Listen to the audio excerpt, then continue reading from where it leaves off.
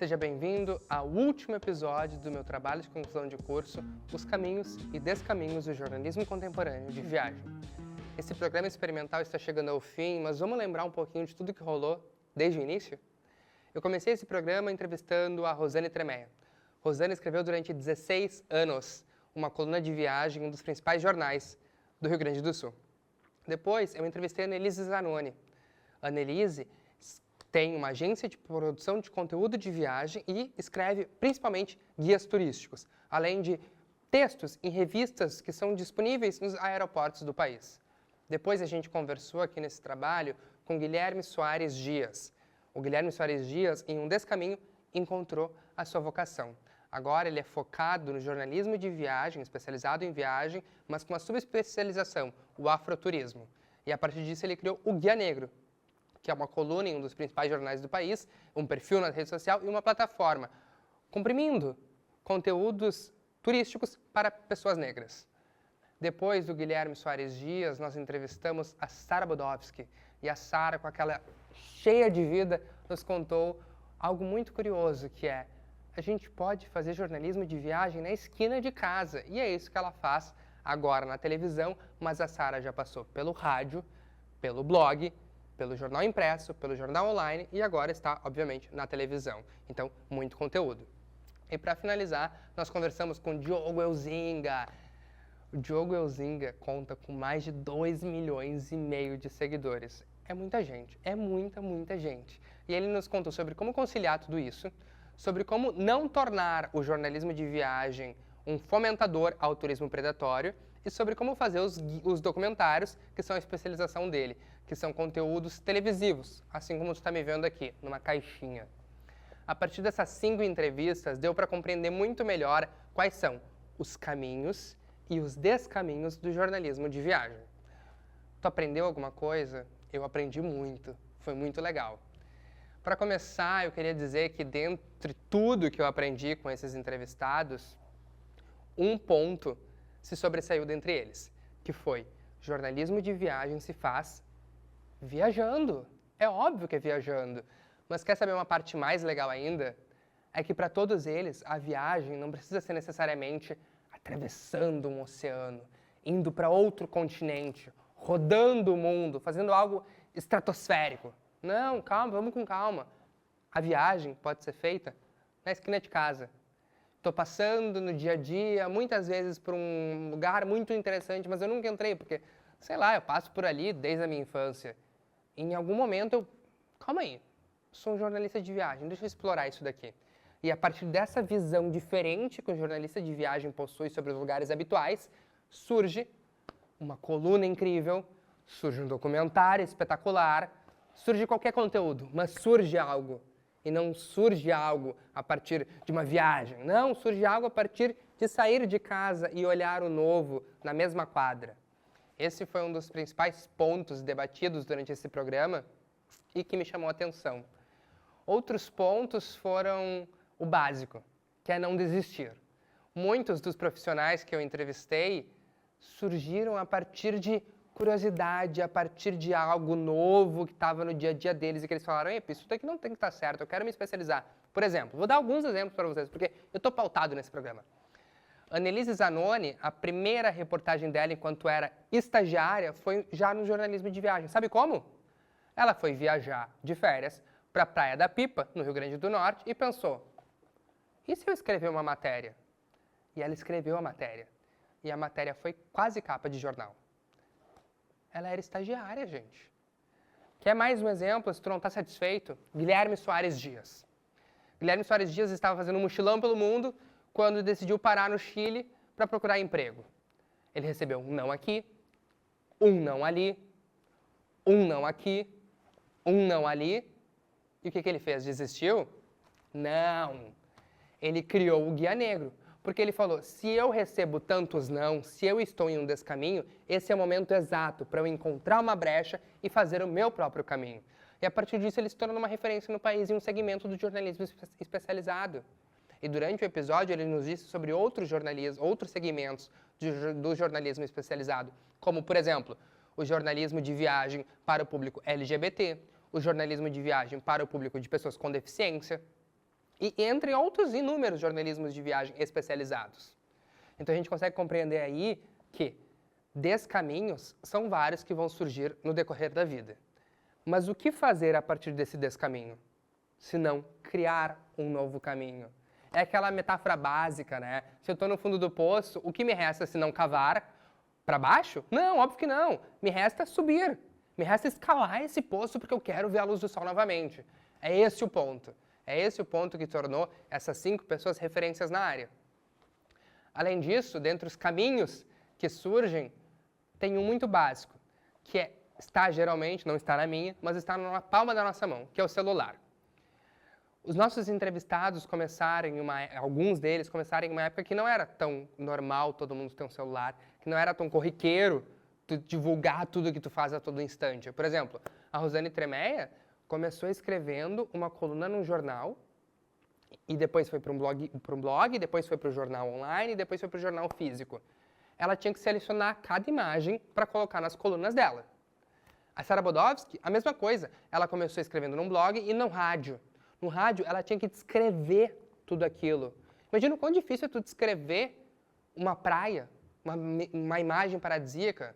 É muito difícil. Tudo bem que o rádio é para isso, mas é muito difícil. Ainda mais uma imagem que a gente precisa compreender como é aquele lugar para te fazer querer ir naquele lugar. E hoje em dia não, gente. Hoje em dia eu consigo tirar uma foto e publicar. Se eu estou no rádio, eu consigo ver lá na minha rede social, estou ao vivo no rádio. Pessoal, acabei de visitar tal lugar, ele é muito legal. Se tu quiser ver uma imagem, ele é assim assado, mas confira na minha rede social. Agora existe isso, entende? Antes não existia. Então eles nos mostraram como era fazer o jornalismo antes e quais os novos caminhos a gente possui para tornar isso tudo mais fácil. Então eles nos mostraram um dos caminhos. Quer saber outro caminho que foi nos apresentado? Qual é a linha tênue entre um criador de conteúdo e um comunicólogo que exerce a profissão do jornalismo de viagem? É tênue, não é? Porque a partir do momento que eu tenho um celular, eu posso fazer uma dancinha de TikTok em uma viagem e daí falar, eu estou aqui nessa viagem, tenho que fazer isso, isso e isso, e falar, pronto, fiz jornalismo de viagem. Mas não. A Annelise Zanoni nos deu uma verdadeira aula sobre isso e nos disse que é muito fácil tu ter isso tudo e tu fazer isso. Mas é muito difícil tu ter o entendimento que a gente obtém a partir da graduação de que eu não posso fazer apenas o que o meu público quer ou apenas o que o meu cliente quer, caso eu esteja sendo contratado. Ou então, apenas o que eu fui pautado para fazer, caso eu esteja fazendo jornalismo sobre para um veículo. Eu preciso conciliar tudo isso. Então, se eu preciso me comunicar nas redes sociais, eu não vou fazer uma dancinha de TikTok em frente ao hotel onde eu estou hospedado. Eu vou fazer o quê? Talvez um tour pelo quarto, um tour pelo café da manhã. Eu vou mostrar as vantagens, eu vou mostrar o que ele oferece. Se tiver uma desvantagem, eu vou mostrar. Mas daí como é que a gente escapa de não mostrar a desvantagem? Confiando no lugar e fazendo parcerias e fazendo coisas que tu confia. E mostrando, caso tu não confie nisso. Olha, pessoal, eu gosto muito deste lugar, mas o café da manhã deixa a desejar neste ponto, neste aspecto. Sei lá, o chá não é tão quente. Entende? Tudo tem que ser trabalhado a partir do momento que nós estamos lidando com a confiança do público. Eu tenho que confiar no público que está me ouvindo, que está me vendo, que está me analisando, porque eu sou a referência deles para aquele jornalismo de viagem. Então, caso ele queira ir em um hotel e ele vá no que eu recomendei, ele precisa saber de tudo que aquele hotel oferece, até das coisas ruins dele. Vocês não concordam? Eu concordo 100%, eu concordo 100% com tudo que os meus entrevistados me falaram, né? Afinal de contas, eles são referências na área. Eles têm décadas de estudos neste tema. Outro ponto muito legal que eu gostei de ouvir deles foi como que a gente desenvolve os lugares a serem visitados. Cada um tem um jeito único, e isso é muito incrível. Porque a Sara Bodovsky desenvolve ele numa reunião de pauta, mas para viajar de férias ela não pensa muito, ela vai para o primeiro que tiver. A Annelise Zanoni não, ela vai para os que ela é pautada. Então ela vai geralmente para os que ela tem que escrever os guias turísticos, e a partir daí ela pega um diazinho a mais de férias, um diazinho a menos, enfim, e assim vai. O Guilherme Soares Dias tem que se pautar muito no que é acolhedor para o público dele. Então ele tem que pensar muito mais no público dele. Então ele tem que pensar, esse bar já teve algum episódio racista? Esse bar acolhe minorias? Esse bar tem alguma história cultural disso? Tem? Beleza, eu vou recomendar. Não tem? Eu não vou recomendar, porque não faz sentido para o meu público. O Diogo Elzinga, por exemplo, ele pensa muito mais em cidades que não estão sendo comentadas na mídia. É algo diferente, né? Se eu quero fazer um jornalismo de viagem, eu tenho que citar só sobre os lugares que estão bombando? Não, o Diogo Elzinga nos mostrou que não. Eu posso citar os lugares que não estão bombando, para que caso eles bombem, ou caso eles explodam de audiência, as pessoas vão pesquisar o nome, eles encontrem o meu conteúdo. Então, ele investe lá na frente e, obviamente, agora ele tem um conteúdo sobre isso. E ele também é um cara que fez um conteúdo a partir de um descaminho, porque ele começou com vídeos engraçados sobre as cidades, e a partir dos vídeos engraçados sobre as cidades, ele transformou isso num conteúdo de viagem cada vez mais especializado, e agora são verdadeiros documentários. Arte na tela, em televisões, entende? Que é basicamente o que a gente está fazendo aqui, um programa experimental de televisão. E o Diogo Elzinga faz documentário, que são grandes reportagens, não deixa de ser um programa de televisão também no YouTube. E ele só publica no YouTube. Não necessariamente eu tenho que ser contratado num grande veículo da mídia para produzir o jornalismo de viagem. Como os nossos convidados disseram, no celular, nas minhas redes sociais, eu já posso desenvolver aquilo. Então foram muitos caminhos que a gente conseguiu compreender, muitos descaminhos que a gente conseguiu analisar e muitas vezes como esses descaminhos se tornaram caminhos, e caminhos muito importantes. Então eu analiso esses últimos episódios como episódios que fortalecem tanto a pesquisa relacionada ao tema, quanto a vontade de seguir esse segmento. O jornalismo de viagem é importante porque ele mostra para o público lugares que talvez não vale a pena para a pessoa ir. Só no estado do Rio Grande do Sul nós temos 497 municípios. Alguém vai conseguir visitar esses 497 municípios?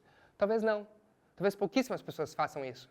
O Diogo Elzinga, por exemplo, vai fazer um conteúdo sobre esses 497 municípios. O quão incrível isso é? Talvez ele não me prometeu nada, tá, gente? Talvez ele não faça. Mas, para vocês terem uma noção, entende? Vale a pena ir para a Polinésia Francesa? Eu não sei, será que eu quero investir meu dinheiro indo para a Polinésia Francesa? Mas talvez um jornalista vá lá e faça um conteúdo. E é por isso que é preciso mostrar nos mínimos detalhes e com um entendimento, com uma visão muito mais aprofundada. Porque talvez aquela pessoa nunca vá lá para tirar a prova real daquilo e ela precise apenas ter a tua experiência, que a tua experiência seja retratada de forma fidedigna para que ela também consiga compreender um pouco sobre aquele lugar.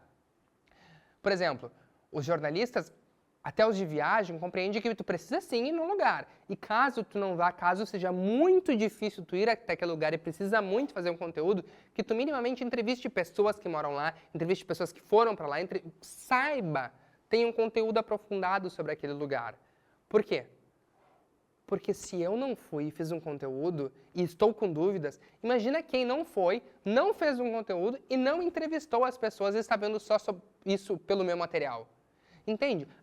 Gente, enquanto jornalista, já estou me colocando como jornalista, já estou me colocando como se eu fosse passar nessa banca de TCC. Nós temos que ter um olhar muito mais aprofundado sobre os lugares. E é por conta disso que criadores de conteúdo talvez não valham tanto a pena para os lugares contratarem, porque eles não vão ter essa visão. E um jornalista de viagem vale muito mais a pena. Esses foram alguns dos ensinamentos que a gente obteve ao longo desses episódios, e essa foi um pouquinho de uma reflexão que pode ser muito mais aprofundada nesse trabalho. Eu estou muito feliz que todo mundo assistiu até aqui, e eu estou muito contente que esse trabalho rendeu tantos episódios e tantos momentos marcantes. Muito obrigado, de verdade, por ter assistido o meu programa experimental de televisão, que se intitula Os Caminhos e Descaminhos do Jornalismo de Viagem. Eu espero realmente ver vocês em uma próxima temporada, em uma viagem, em uma coluna de jornal, apresentando algum programa, ou sei lá, na vida. Quero pegar minha mochila e viajar para o mundo, e espero que vocês estejam lá, seguindo as dicas dos nossos jornalistas entrevistados aqui. Tchau, gente. Obrigado.